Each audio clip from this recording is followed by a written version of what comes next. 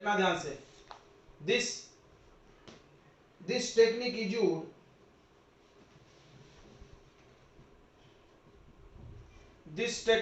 Used to separate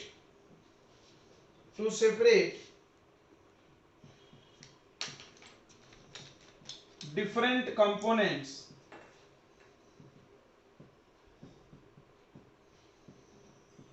of colour के different components को हम लोग अलग कर सकते हैं। ठीक है, कैसे करते हैं इसमें, ध्यान से सुनिए।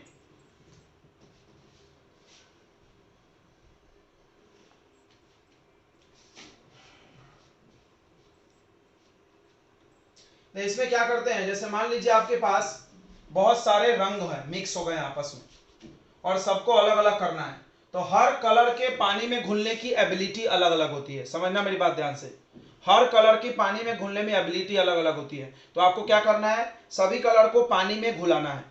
तो कोई कलर जल्दी घुल जाएगा, कोई कम धीरे धीरे घुलेगा। तो जो जल्दी घुल जाएगा वो नीचे चला जाएगा, जो धीरे धीरे घूमेगा ऊपर रहेगा, तो हम उसको अलग कर लेंगे। समझ में आ रहा है? जैसे हम आपको एकदम एग्जांपल देते हैं, जैसे शक्कर और नमक। अब क्या करो, पानी में ऐसे डालो, तो जैसे आप डालोगे नमक घुल जाएगा, कुछ करना मत, हिलाना मत। शक्कर नहीं घुलेगा, थोड़ा सा घुलेगा, बहुत कम। तो फिर आप नमक घुल के अलग हो जाएगा, शक्कर को छान लेंगे छन्नी से। बोलो समझ गया क्या? या आप छन्नी में नमक और शक्कर ले लो और उसमें पानी डालो, तो नमक घुल के पानी के साथ चला जाएगा, शक्कर बच जाएगा। समझ में आया? तो हर चीज की पानी में घुलने की एबिलिटी अलग अलग होती है, कोई जल्दी डिजॉल्व हो जाता है और कोई लेट डिजॉल्व होता है। तो क्रोमेटोग्राफी में इसी टेक्निक का इस्तेमाल किया जाता है कि जो जल्दी घुल जाता है उसको अलग कर सकते हैं हम लोग लेट घुलने वालों से। तो इसमें क्या टेक्निक होता है, in this method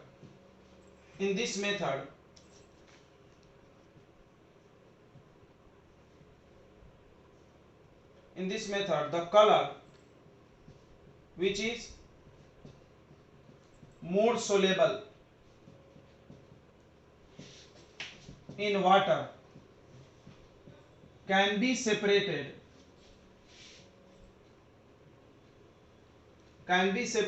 from the color which is less soluble। समझ गया ना? जो कलर ज्यादा घुलता है उसमें से कम घुलने वाले कलर को हम लोग अलग कर सकते हैं, सेपरेट कर सकते हैं। बहुत अच्छा, ठीक है।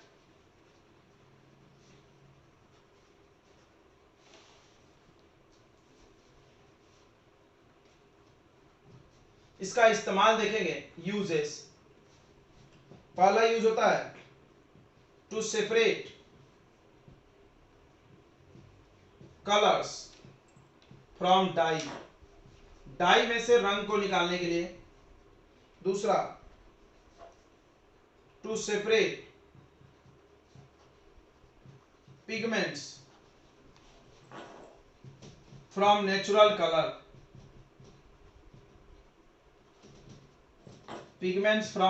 कलर, और तीसरा, to separate drugs from blood.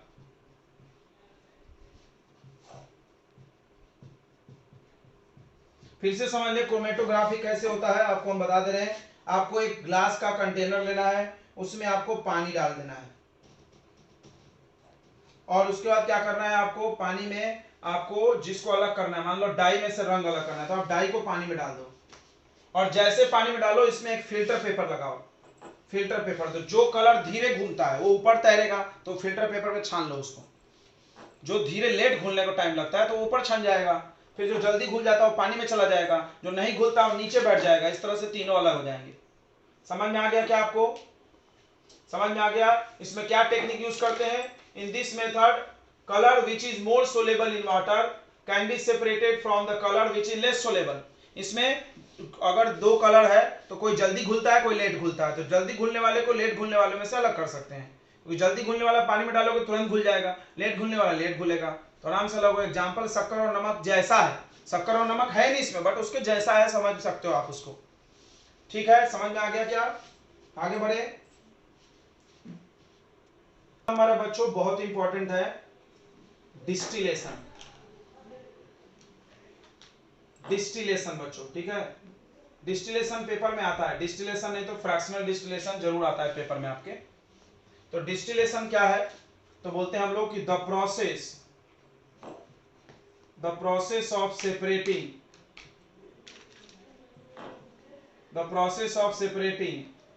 Mixture of two और more miscible liquids by boiling is called distillation,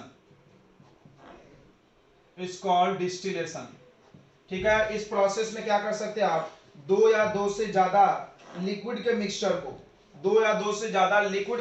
को बॉइलिंग के द्वारा अलग कर सकते हो, उबाल के अलग कर सकते हो, ठीक है। उबाल करके अलग कर सकते हो, याद रखना। जैसे एग्जांपल हम आपको बता रहे हैं, example mixture of acetone plus water, मतलब आपका जो थीनर होता है ना, थीनर एसीटोन जानते होंगे, थीनर नेल पॉलिश निकालने के लिए आता है, देखिए होगा व्हाइट कलर का पानी जैसा रहता है, ठंडा ठंडा लगता है, वो पानी में मिला दो, पानी जैसा दिखता हो तो पानी में मिला दो, पानी जैसा दिखता हो, और अलग करके दिखाओ। तो अलग करने के लिए क्या यूज करोगे, ये टेक्निक यूज करना है। क्या करना है इस टेक्निक पे ध्यान से देखेंगे, हम आपको बता रहे हैं। तो ये डिस्टिलेशन का डायग्राम है, थोड़ा हम लोग डायग्राम को समझ लेते हैं, ठीक है। डायग्राम हमने बना दिया है, देखिए क्या है डायग्राम में, ये आपको एक स्टैंड है, इसका कोई काम नहीं है, बस इसका नाम है स्टैंड, इसको खड़ा करने के लिए ये मेन है। देखो हमने बॉक्स में दो नाम घेरे हैं, इन दोनों को याद रखना। डिस्टिलेशन के लिए आपको चाहिए डिस्टिलेशन फ्लास्क, फ्लास्क मतलब एक बर्तन है कांच का, ऐसा गंजी जैसा रहता है कांच का, इसमें आपको डालना है मिक्सचर ऑफ एसीटोन और वाटर, मतलब जिसको अलग करना है आप इसमें डालो, और गर्म करेंगे तो बबल्स बनेगा, ये देखो बबल्स बन रहा है, और ये गर्म होगा तो भाप भी आएगा, यहाँ थर्मामीटर लगा है टेम्परेचर देखने के लिए, और भाप बन के इधर आएगा। कौन ऊपर आएगा बताओ, तो जिसका बॉइलिंग पॉइंट कम है वो पहले वेपर बनेगा। समझना मेरी बात दिल से बच्चों, समझना मेरी बात। एसीटोन का बॉइलिंग पॉइंट 38 डिग्री सेल्सियस होता है और पानी का 100, समझो ध्यान से, 38 और 100, तो आप गर्म करो, अभी टेम्परेचर 30 है, फिर बढ़ते बढ़ते 38 पहुंचेगा तो ये वेपर बन जाएगा। कौन वेपर पहले बनेगा बताओ, एसीटोन। जैसे 38 पहुंचेगा, जैसे ही टेम्परेचर 38 पहुंचेगा, 38, 40, 41, 42 तक आते आते पूरा एसीटोन उड़ जाएगा और उड़ के गैस बन के यहां से आएगा, इसका नाम कंडेंसर है। तो कंडेंसर क्या होता है, तो कंडेंस मतलब होता है गैस को लिक्विड बनाना। तो कंडेंसर में यहां से ठंडा पानी डाल रहे हैं, यहां गर्म पानी निकल रहा है, तो तुम देखे होगे अगर भाप बन रहा है उस पर आप पानी रख दो ठंडा, तो पानी की बूंद बन जाती है, देखे हो ना ढक्कन से टकरा के। वैसे तो कंडेंसर क्या करेगा, ठंडा कर देगा इसके वेपर को, और यहां पर लिक्विड बन के एसीटोन गिर जाएगा, तो एसीटोन अलग हो गया। देख लो सबको समझ में आया क्या, यहां पर बॉइलिंग पॉइंट यूज किया जा रहा है। देखो this the process of separating mixture of two और मोर मिसिबल लिक्विड्स, यानी दो से ज्यादा मिसिबल लिक्विड अगर है आपको अलग करना है तो करो, बट कैसे अलग करना है, बाय बॉइलिंग। क्या करना है आपको, उबाल देना है, और कुछ करना नहीं है। अब सवाल है थर्मोमीटर क्यों लगा है, तो देखो इसका बॉइलिंग 38 है, इसका 100, तो आप गर्म करते जाओ टेम्परेचर 100 नहीं पहुंचना चाहिए, क्यों, क्योंकि जैसे 100 पहुंचेगा तो ये भी वेपर बन के आएगा और यहाँ गिर जाएगा, मिक्स हो जाएगा फिर से। बोलो मेरी बात समझ में आया कि नहीं आया।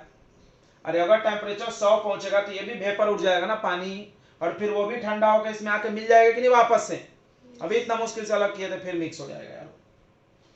तो इसके लिए देखो इस काम को करने के लिए दो शर्त है। शर्त नंबर एक क्या है, कि जो भी कंपोनेंट है उनका बॉइलिंग पॉइंट अलग अलग होना चाहिए। देख लो, द कंपोनेंट्स, सुनेंगे ध्यान से, the components should have different boiling point.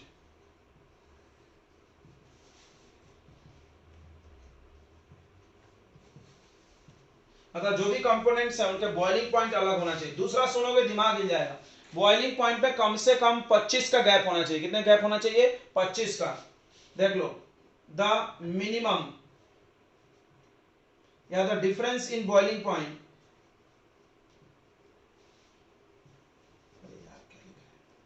The difference in boiling point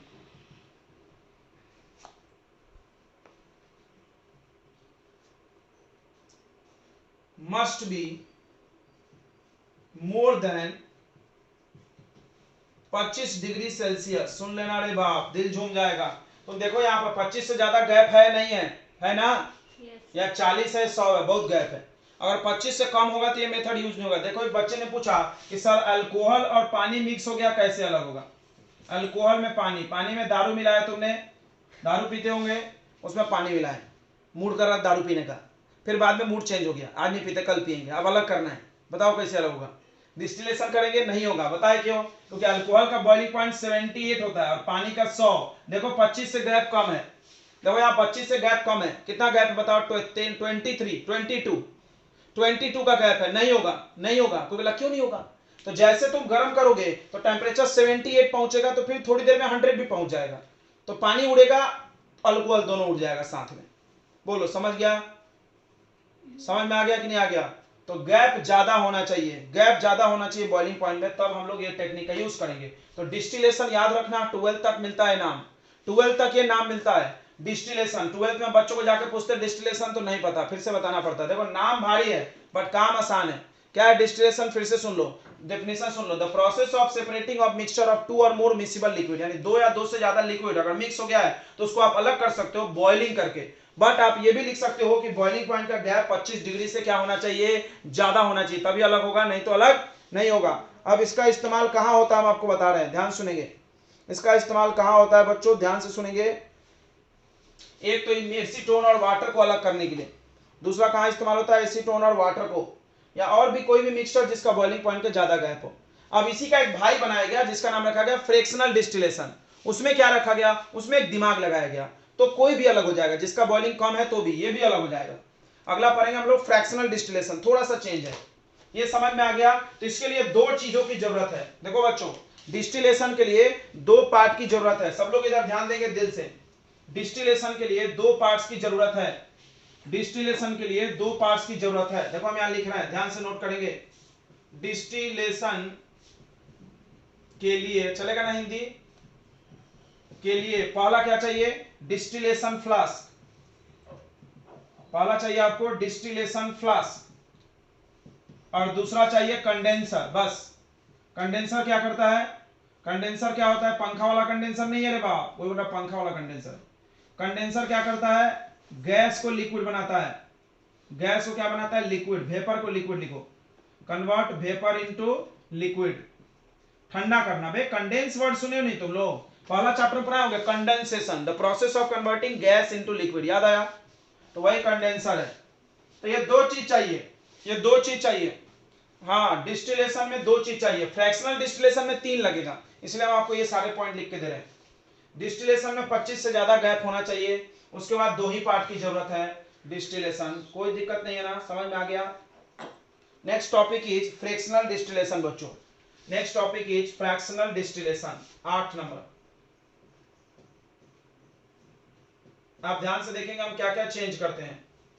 fractional distillation,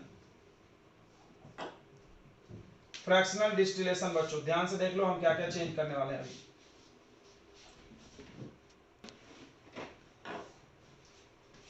देखो बच्चों, इस डायग्राम में और पिछले डायग्राम में एक डिफरेंस आपको दिख रहा होगा कि पिछले डायग्राम में आपके पास डिस्टिलेशन फ्लास्क और कंडेंसर था, हम इसलिए बॉक्स में घेरते ताकि आपका ध्यान जल्दी से जाए। देखिए पिछले डायग्राम में डिस्टिलेशन फ्लास्क और कंडेंसर था। अब इस बार एक एक्स्ट्रा कॉलम जोड़ा है, फ्रैक्शनेटिंग कॉलम, इन दोनों के बीच में। तो इसको हमने बॉक्स में घेरा ताकि आपका ध्यान जाए। तो आप इसको नाम पढ़िए, प्रोसेस का नाम है फ्रैक्शनल डिस्टिलेशन, और यहां पे लगा भी है फ्रैक्शनेटिंग कॉलम। अब क्यों लगा है, क्या है कि लगा है, हम लोग सब समझेंगे। सबसे पहली बात समझ जाओ कि इस टेक्निक में भी सुनेंगे, इसका डेफिनेशन भी वही है जो डिस्टिलेशन का है। क्या डेफिनेशन था? The process of separating mixture of 2 और more miscible liquids having boiling point, difference in boiling point less than 25 kelvin. सुनना मेरी बात ध्यान से, मतलब ऐसे कंपोनेंट को तुम अलग कर सकते हो जिसका बॉइलिंग पॉइंट 25 से कम है, वो भी अलग होगा। अब इसके लिए क्या चाहिए?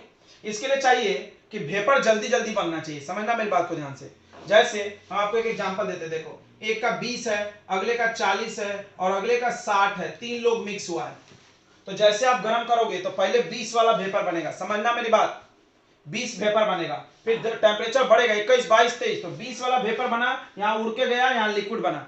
तो आप कटोरी लगाओ, पहला मिल गया। लेकिन तुरंत तुरंत आपको दूसरा आने वाला है, तो अगर इसने लेट लगाया,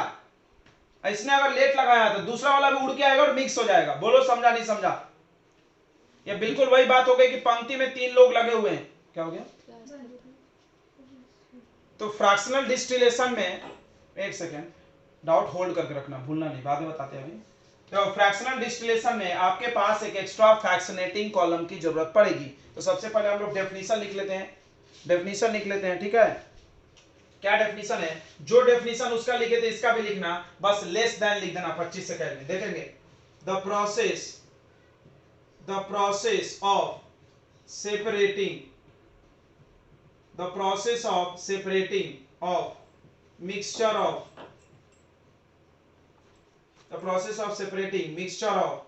two or more miscible liquids by boiling, same लिखा हमने इतना, तो देखेंगे having difference in their boiling point less than 25 kelvin. 25 kelvin लिखो या 25 डिग्री सेल्सियस लिखो, बात एक ही है। इज कॉल्ड फ्रैक्शनल डिस्टिलेशन,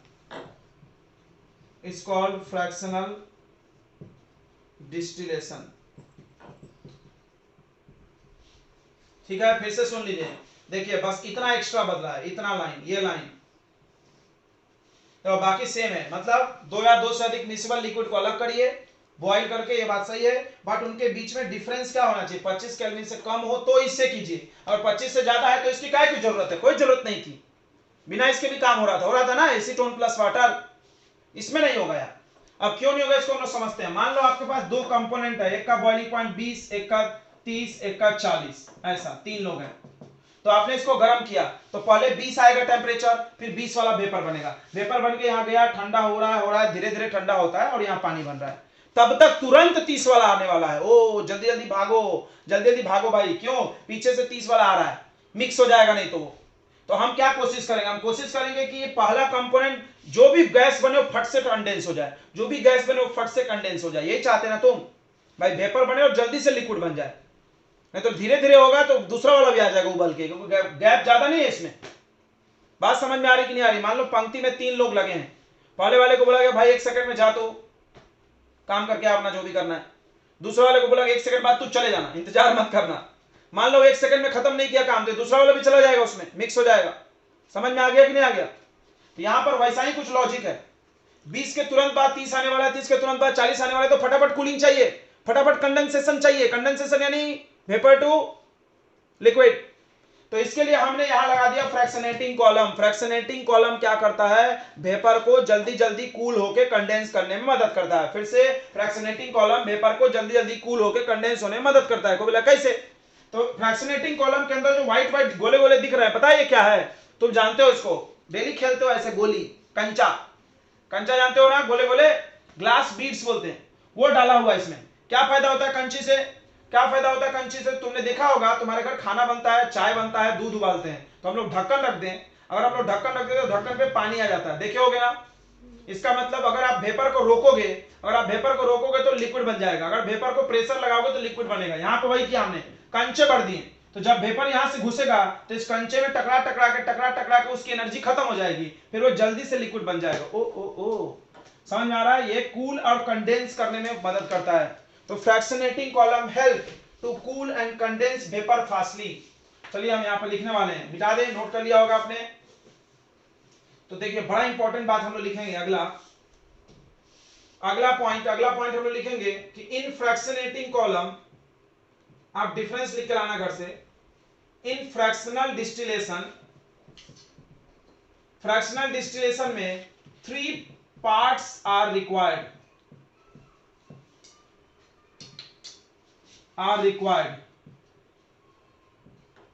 3 चीजों की जरूरत है। क्या क्या जरूरत है? देखो यहां लिखा हुआ है। पहला, डिस्टिलेशन फ्लास्क।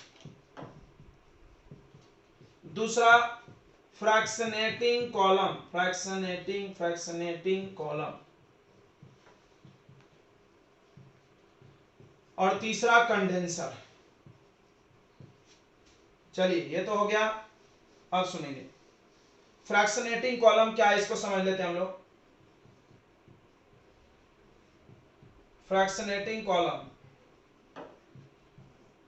देखो इट इज ए ट्यूब, ये ट्यूब है, ये ट्यूब है, देखो ये देखो ट्यूब है, having glass beads, having glass beads, जिसके अंदर ग्लास का क्या लगा होता है, बीड्स लगा होता है। बीड्स यानी कंचे, कंचा, कंचा कैसे लिखते हैं, कंचा, कंचा होता है, ठीक है, ध्यान सुनेंगे।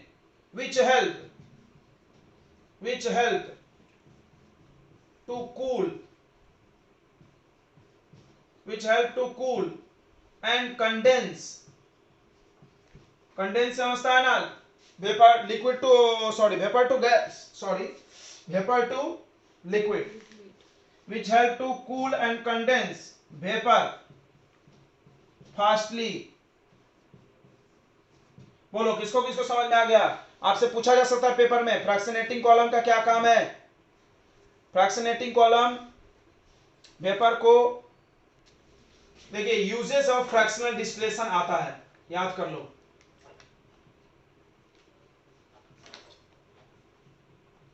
फ्रैक्शनल डिस्टिलेशन का क्या इस्तेमाल है, क्या काम है, सुनना।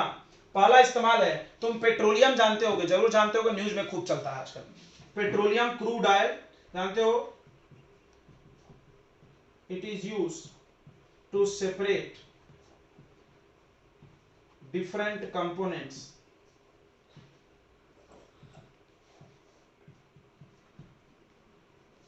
From petroleum. देखो कोरोना ने सबको बहुत कुछ सिखा दिया है, ये आजकल तुम सुन रहे हो, न्यूज में खूब चल रहा है। पेट्रोलियम क्या होता है, एक गाढ़ा तेल होता है, कच्चा तेल बोलते हैं, जो विदेशों से खरीद के आता है और वो बहुत सस्ता है, ऐसा सुने होगा, तेल पेट्रोल बहुत महंगा है। तो इस कच्चे तेल से पेट्रोल, डीजल, मट्टी तेल सब निकलता है, इसी से, एलपीजी भी इसी से निकलता है। तो भाई वो सस्ता है महंगा क्यों, ऐसा खूब डिबेट चलता है, टीवी पे देखते होगे कभी तो वही बात हम कर रहे हैं कि पेट्रोलियम का जो अलग अलग कंपोनेंट है ना, जिस कंपनी का नाम रिफाइनरी होता है, तुमने रिफाइनरी का नाम सुना है, रिलायंस रिफाइनरी, कोई ना कोई रिफाइनरी प्लांट आपका नाम सुना होगा, नहीं सुना होगा तो देखे होंगे। हिंदुस्तान का पेट्रोलियम का रिफाइनरी अपना है, फिर इंडियन ऑयल का अपना रिफाइनरी कंपनी है। रिफाइनरी मतलब जहां पे पेट्रोल, डीजल, मट्टी तेल निकाला जाता है पेट्रोलियम से। तो पेट्रोलियम क्या होता है, गाढ़ा तेल होता है। पेट्रोलियम क्या होता है बच्चों, एक गाढ़ा तेल होता है जो जमीन से निकलता है, जो दुबई वगैरह से आता है। सुने होगा ना तुमने क्रूड ऑयल, क्रूड ऑयल इसको बोलते हैं, गाढ़ा सा तेल। सुने क्या पेट्रोलियम नाम, क्या आपने नाम पेट्रोलियम सुना है। तो पेट्रोलियम में से, तो पेट्रोलियम में से अलग अलग कंपोनेंट निकाले जाते हैं। पेट्रोलियम, PETROLEUM, पेट्रोलियम में से अलग अलग कंपोनेंट। अच्छा एक नाम और चल रहा है आजकल, ऑक्सीजन सिलेंडर, सुन रहे होगे। अब देखो हवा में ऑक्सीजन है, देखिए हवा में ऑक्सीजन है, लेकिन उसको निकालना पड़ेगा ना यार। हवा में तो 21% ऑक्सीजन है, बाकी नाइट्रोजन है, तो उसको अलग करना पड़ेगा। तो अलग करने के लिए आपको चाहिए ऑक्सीजन बनाने वाली कंपनी, फ्रैक्शनल डिस्टिलेशन कर लो, क्या बात है। देखो फ्रैक्शनल डिस्टिलेशन करके ऑक्सीजन को अलग कर सकते हैं हवा से। तो इट इज यूज, देख लो तुमको आइडिया आ गया, अभी बताना चालू करो तुम लोगों को। It is use to separate different components of air, different components of air, ठीक है। लाइक किसको किसको अलग कर सकते हो, नाइट्रोजन गैस, ऑक्सीजन गैस, इन सबको आप अलग कर सकते हो हवा में से। हवा का फ्रैक्शनल डिस्टिलेशन करोगे, कल पढ़ाएंगे हम, हवा का जब फ्रैक्शनल डिस्टिलेशन करोगे तो नाइट्रोजन गैस अलग और ऑक्सीजन गैस अलग हो जाएगा, कार्बन डाइऑक्साइड भी अलग हो जाएगा, आर्गन भी अलग हो जाएगा, जितनी चीजें अलग अलग हो जाएगी और आप उसका इस्तेमाल कर सकते हैं। फ्रैक्शनल डिस्टिलेशन तो आप जानते ही हैं, बॉयल करके कंपोनेंट्स को अलग करना। तो अभी हम लोग इसमें एयर के डिफरेंट कंपोनेंट्स को अलग करेंगे। चलिए एयर में क्या क्या कंपोनेंट होता है हम आपको बता दें एक बार थोड़ा सा। एयर के जो कंपोनेंट्स होते हैं बच्चों, ध्यान देंगे इधर। एयर के कंपोनेंट है नाइट्रोजन गैस सबसे ज्यादा, उसके बाद ऑक्सीजन गैस, उसके बाद कार्बन डाइऑक्साइड गैस, उसके बाद आर्गन वगैरह वगैरह बहुत सारी गैसेस है। अदर गैसेस लिख दो। नाइट्रोजन गैस 78% है, 21% ऑक्सीजन गैस है, 0.03% कार्बन है और बाकी गैसेस बहुत कम है। ठीक है, तो ये आपको एक एवरेज आइडिया हमने दे दिया। इनको हम अलग कैसे करेंगे, देखो अभी आजकल ऑक्सीजन सिलेंडर का बहुत डिमांड चल रहा है, तो वो अलग करते होंगे हवा में से, तभी तो ऑक्सीजन देते हैं तुमको। हवा में भी तो ऑक्सीजन है, हम लोग ले नहीं पा रहे, हमको ऑक्सीजन सिलेंडर में चाहिए, तो ऑक्सीजन को अलग करना पड़ता होगा। तो वो कैसे करते हैं हम लोग समझते हैं। ठीक है, तो आप आज समझ सकते हो कि ऑक्सीजन सिलेंडर में कैसे ऑक्सीजन बना के भरा जाता है। ठीक है बच्चों, तो अभी हम आपको एक फ्लो डायग्राम और एक डायग्राम ड्रॉ कर देते हैं, उसके बाद हम लोग इसको समझेंगे। ओके, देखिए बच्चों, तो इसमें हम लोग को क्या करना है, फ्रैक्शनल डिस्टिलेशन ऑफ एयर। सबसे पहले आपको पता होगा कि एयर के अंदर, एयर जो है वो होमोजीनियस मिक्सचर है, सॉल्यूशन है ना एयर, गैसियस सॉल्यूशन। तो सॉल्यूशन में होमोजीनियस मिक्सचर लिखते हैं, homogeneous mixture of different gases. अब क्या करना है आपको, सबसे पहले हवा लेना है और उसको कंप्रेस करना है, इसे दबाना है, कंप्रेस करके ठंडा करना है। कंप्रेस एंड कूल, एयर को आपको कंप्रेस एंड कूल करना है बच्चों। ठीक है, उसको बड़े बड़े पिस्टन लगा के मोटर से दबाया जाता है। ठीक है, कंप्रेस एंड कूल करोगे, बड़ा बड़ा पिस्टन लगाओगे, बहुत बड़े बड़े डंबल जैसे पिस्टन रहते हैं जो हवा को दबाते हैं। आप ये डायग्राम में देख सकते हो बच्चों, ये डायग्राम में देखो 2 पिस्टन दिख रहा है ऐसे बड़े बड़े गोल गोल, वो हवा को दबाता है। और यहां से एयर आया, एयर फिल्टर से, देखो एयर फिल्टर लगी है, एयर फिल्टर से एयर आया। आपके पास एनसीईआरटी होगा ना, आप यहाँ पे डायग्राम देखें, separation of component of air. तो आप देखिए यहां पर से एयर आया छन के, उसके बाद यहां पर आया बड़े बड़े डंबल जैसा पिस्टन लगा है, वो दबाएगा और दबा के गर्म हवा होगी, फिर उसको हम ठंडा करेंगे कंडेंसर में डाल के, ठंडा पानी डाल के, फिर वो ठंडा जाएगा, कोल्ड एयर होगा और यहाँ पर एक सेपरेटर लगाया है जिससे ड्राई आइस अलग हो जाएगा। देखो कार्बन डाइऑक्साइड भी हवा में है और कार्बन डाइऑक्साइड डायरेक्ट गैस से सॉलिड बन जाती है। तो यहां पर जब ये पहुंचा तो लिक्विड एयर हो गया। एक चीज लिक्विड नहीं बनी होगी, बताओ क्या, सॉलिड CO2। कार्बन डाइऑक्साइड बच्चों सॉलिड होता है, सब लोग सुनेंगे, गैस से डायरेक्ट सॉलिड बन जाता है CO2, सुने हो ना, डिपोजिशन बोलते हैं, सब्लाइम। गैस से डायरेक्ट सॉलिड बन जाता है कौन, कार्बन डाइऑक्साइड। तो कार्बन डाइऑक्साइड गैस को तुम ठंडा करोगे तो डायरेक्ट सॉलिड बन के बाहर हो जाएगा, अलग बर्फ जैसा दिखता है, ड्राई आइस बोलते हैं। क्या बोलते हैं इसको हम लोग, ड्राई आइस। बाकी हवा को पानी बना दिया गया ठंडा करके। सोचो हवा को हम लोग -200 तक ले जाएंगे, सोचेंगे ध्यान से, कितना ठंडा करना है, -200 तक। -200 पर चला जाने के बाद हवा पूरा पानी बन जाएगा। समझना मेरी बात को ध्यान से, हवा भी बहुत ठंडा हो तो पानी बनने लगता है।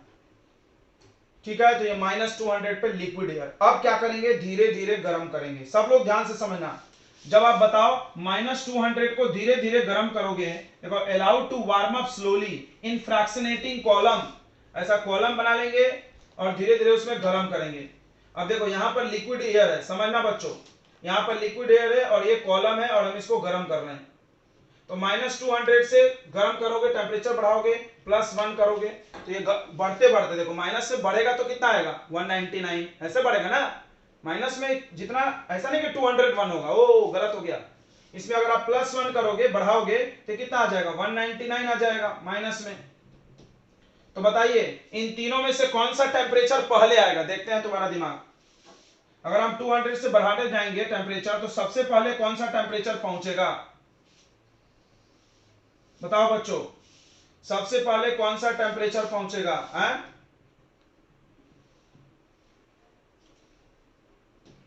Very good, -196।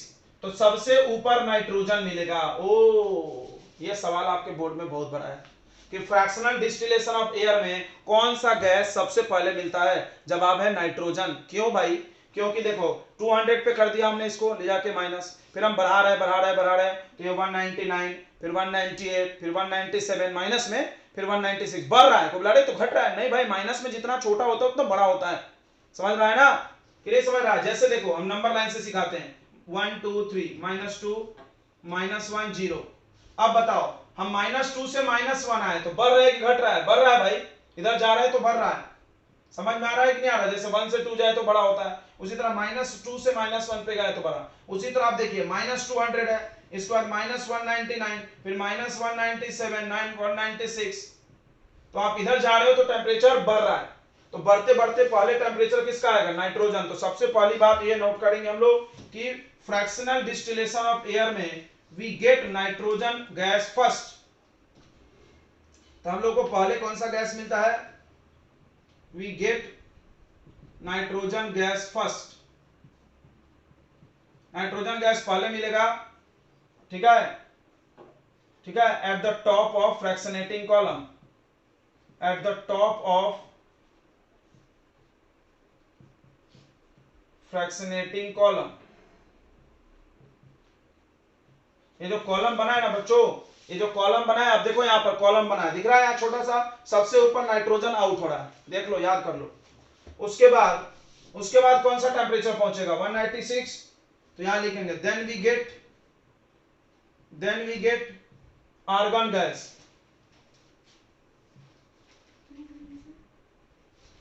And last we get oxygen gas. सबसे लास्ट में कौन सा गैस मिल रहा है? Oxygen gas. तो सब लोग याद रखेंगे, बॉइलिंग पॉइंट का हम ऑर्डर बता दे रहे हैं, ध्यान दो, बॉइलिंग पॉइंट का ऑर्डर बता दे रहे हैं बच्चों। ये भी आ सकता है, सबसे ज्यादा बॉइलिंग पॉइंट किसका है? बताओ, सबसे ज्यादा बॉइलिंग पॉइंट किसका है? कौन बता रहा है? ऑक्सीजन, आर्गन और नाइट्रोजन में सबसे ज्यादा बॉइलिंग पॉइंट बोलो। देखो बहुत सारे बच्चे नाइट्रोजन बोल देंगे, क्योंकि इतने देर से हम चिल्ला रहे हैं, कोई मतलब नहीं है। सबसे ज्यादा इसका है भाई, माइनस में जितना कम रहे उतना ज्यादा होता है। सबसे पहले कौन मिलेगा? जिसका बॉइलिंग पॉइंट कम है पहले मिलेगा। याद करो, कल हम पढ़ाए थे एसीटोन प्लस वाटर डाले, देखो इधर एसीटोन प्लस वाटर डाले थे, तो कौन पहले उड़ के बाहर आया? इसका बॉइलिंग पॉइंट 100 था, इसका 38 था, कौन पहले उड़ के बाहर आया रे? कौन पहले उड़ के आएगा बताओ? कम वाला, ऐसा समझो, कम वाला। तो यहां पर कम इसका बॉइलिंग पॉइंट है, सबसे पहले कौन उड़ के आएगा बाहर? बताओ। नाइट्रोजन गैस, नाइट्रोजन गैस पहले आएगा, ये याद रखना, यहां से सवाल कोई भी बना सकता है आपसे। चलिए, तो ये हो गया। अब आखिरी टेक्निक पढ़ेंगे हम लोग, क्रिस्टलाइजेशन। जल्दी से नोट कर लें, क्रिस्टलाइजेशन पढ़ते हैं हम लोग। देखो बच्चों, क्रिस्टल, तुमने क्रिस्टल वर्ड सुना होगा, दाना, शक्कर का दाना देखे हो, ऐसे रहता है दाना दाना, इसको क्रिस्टल बोलते हैं, ठीक है। तो क्रिस्टलाइजेशन क्या होता है, ध्यान समझना, हम आपको बता रहे हैं। इसमें क्या करना होता है, जैसे आपने देखा होगा कि आप शक्कर को पानी में घोल लो, थोड़ा सा पानी लो, ढेर सारा शक्कर घोल लो, और उसके बाद छोड़ दो उसको, तो अपने आप पानी उड़ जाएगा और शक्कर ऊपर बैठ जाएगा, ऊपर शक्कर आ जाएगा। अच्छा, आपने एक और देखा होगा कि आपके घर में कभी पूड़ी वगैरह तलते हैं डालडा में, या कभी शादी समारोह होता है तो डालडा में पूड़ी तलते हैं, फिर डालडा बच गया कढ़ाई में, छोड़ दो, उसके बाद ऊपर सफेद डालडा जम जाता है, और जब उसको आप काटोगे ना, ब्रेड जैसा रहता हो, काटोगे तो नीचे काला काला गंदगी दिखता है, ऊपर नहीं दिखता है। किसने ध्यान दिया है क्या इसमें? तो हम तुमको इसका कॉन्सेप्ट क्या सिखाना चाह रहे हैं कि जो इंप्यूरिटी होता है बच्चों, जो इंप्यूरिटी होता है वो ऊपर क्रिस्टल में नहीं आता है, नीचे रहता है। तो इसी टेक्निक का इस्तेमाल किया जाता है क्रिस्टलाइजेशन में। देखो, इस टेक्निक के मदद से हम लोग इम्प्योर चीजों को प्योर बनाते हैं। फिर से सुनना, क्रिस्टलाइजेशन के मदद से हम लोग इम्प्योर क्रिस्टल को प्योर बनाते हैं। तो ध्यान सुनना, this method is use to purify solids. किसी सॉलिड को प्यूरिफाई करते हैं, नमक को जैसे, ठीक है। एग्जाम्पल देखिए, like purification of like salts from sea water. जो समुद्र के पानी से नमक बनता है, सबको पता है, पानी को सुखा देते हैं, नमक हो जाता है, राइट। वो नमक जब कंपनी में आता है तो उसमें तो बहुत रेत रहता होगा। तुम सोचो, नदी में के पानी, समुद्र के पानी में कितना रेत रहता है, उसको सुखाएंगे तो रेत तो आना ही आना है। अब वो रेत नमक में है और हम वो खा नहीं सकते हैं, तो सामने वाला क्या करता है, नमक को ऐसे पानी में घोलता है, पूरे नमक को, और पानी में घोल के छोड़ देता है, तो रेत नीचे बढ़ जाएगा और नमक ऊपर आ जाएगी, समझ में आया। फिर नमक को निकाल लेगा, फिर नीचे वाला नमक, थोड़ा सा नमक और रेत जो बचेगा उसको फिर से पानी में डालेगा, फिर प्योर वाला रेत ऊपर आ जाएगा, नमक, फिर उसको अलग कर लेगा। समझ में आया? प्योर ऊपर आता है, इम्प्योर नीचे चला जाता है। समझ में आया कि नहीं आया? आप इस टेक्निक को अपना सकते हो गरी शक्कर के साथ या अपने शक्कर के साथ, ठीक है। क्या करो आप कि शक्कर और गड़ी शक्कर जो भी आप उसको पानी में घोलो, थोड़ा सा पानी लो, ढेर सारा घोलो और उसमें थोड़ा सा रेत डाल दो और आप उसको क्या करो प्रयोग में, उसके बाद आप उसको सूखने दो, अपने आप उड़ने दो, गर्म मत करना, अपने आप उड़ने दो। उड़ने के बाद आप देखोगे जब तो ऊपर शक्कर बैठ जाएगा और नीचे रेत चला जाएगा। आप उसको ऐसे चाकू से काट के देखना, तो रेत हमेशा नीचे, यानी इम्प्यूरिटी हमेशा नीचे चल जाती है और प्योर ऊपर आता है। तो ये टेक्निक हम लोग यूज कर रहे हैं क्रिस्टलाइजेशन में। तो salt from sea water, sea water से जो सॉल्ट आता है वो क्रिस्टलाइजेशन की मदद से उसको हम लोग प्योर करते हैं। ठीक है, ध्यान सुनेंगे।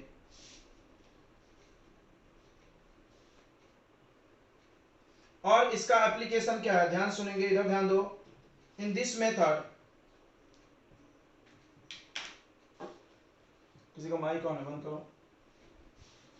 इन दिस मेथड, वही होगी वो क्या बंसी का चलते हैं, वही है ना, मोबाइल नहीं जमता है लगता।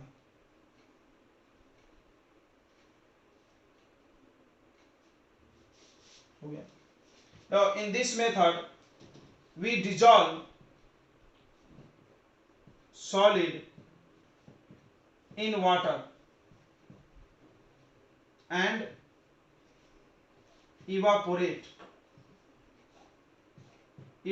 water, और वाटर को हम लोग इवापोरेट कर देते हैं। सॉलिड को आप क्या करते हैं, डिजोल्व करते हैं और वाटर को इवापोरेट कर देते हैं। ठीक है,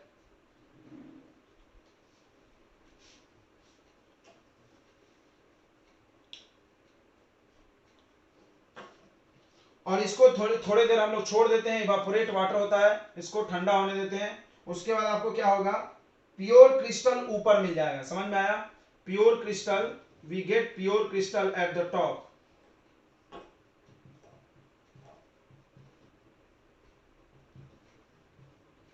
we get pure crystal at the top, top में हम लोग प्योर क्रिस्टल मिल जाता है। ठीक है, और इंप्यूरिटी सेटल डाउन,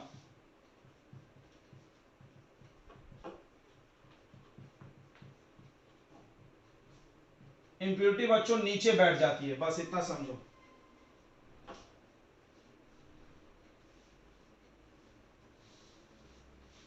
तो क्रिस्टलाइजेशन क्या है, तो सुन लेंगे आप definition. Crystallization is a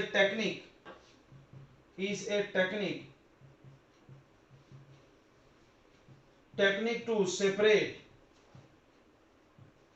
pure solid from impure sample.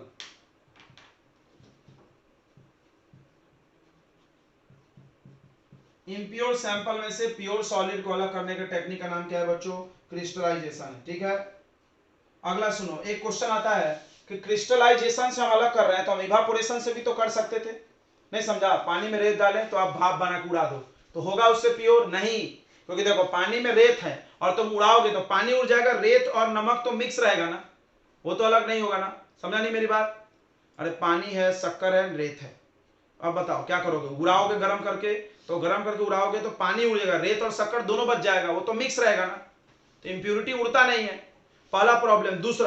दूसरा हर चीज को हम गर्म नहीं कर सकते। तुमको पता है एक बात, शक्कर को गर्म नहीं करना चाहिए, शक्कर को गर्म करोगे काला काला हो जाएगा, घर जाके देखना आज करके। सिर्फ शक्कर ले लो, कढ़ाई में डाल दो और गर्म पे पानी पे चला, बिना पानी डाले गैस पे चला दो, पूरा काला हो जाएगा। तो कुछ सॉलिड ऐसा होता है जिसको हम गर्म नहीं कर सकते, गर्म करने से वो खराब हो जाता है, तो फिर तो उसको ऐसे टेक्निक से ये करना चाहिए, उसको अलग करना चाहिए। समझ में आ गया। तो क्वेश्चन आता है वाई, ध्यान सुनेंगे, यहां हम लिख दे रहे हैं, क्रिस्टलाइजेशन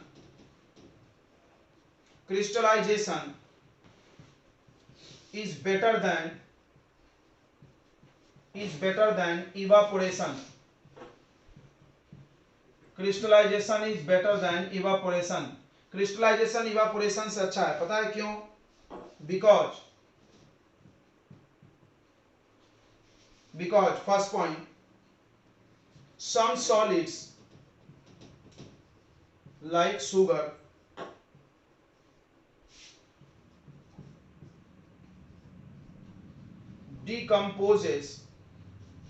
decomposes on heating।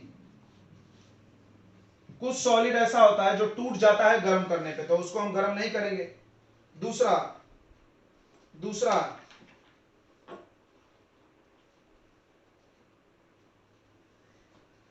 सुनेंगे, आफ्टर इवापोरेशन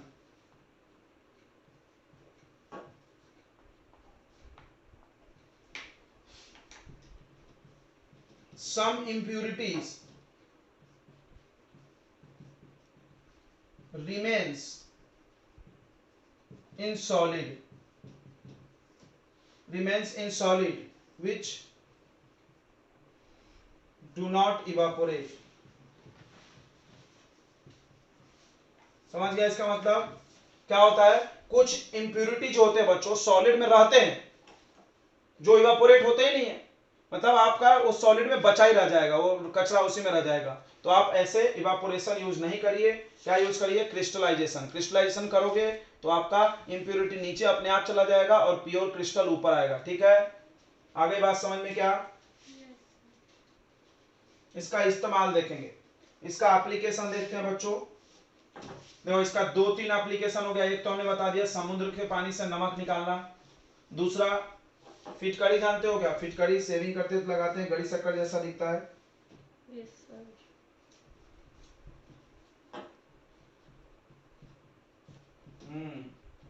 तो प्यूरिफिकेशन ऑफ सॉल्ट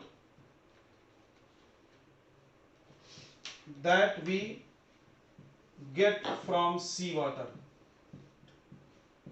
समुद्र के पानी से जो सॉल्ट आया है उसको प्यूरिफिकेशन आप करिए इससे। दूसरा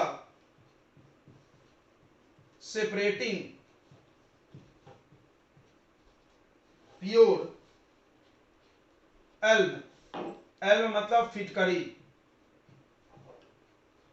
एलम यानी फिटकरी, from impure sample. Impure sample में से बच्चों प्योर वाले को निकालना है। ठीक है, चलिए तो ये टेक्निक है बच्चों, आप देख लीजिए।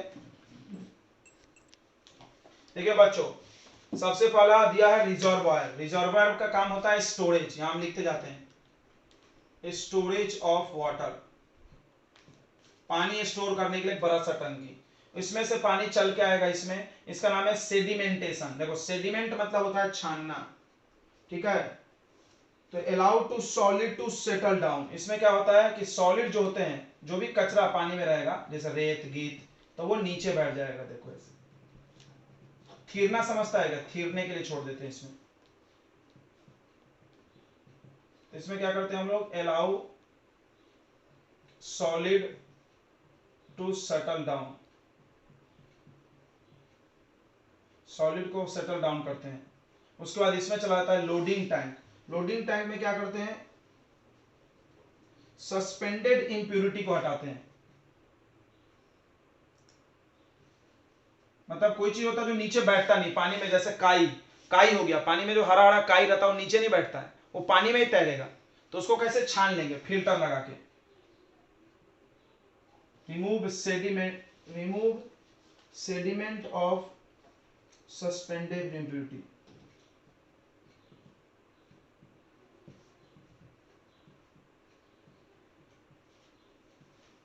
फिर कौन माइक चालू कर लिया? रिमूव सेडिमेंट ऑफ, कौन था? Remove sediment of suspended impurity.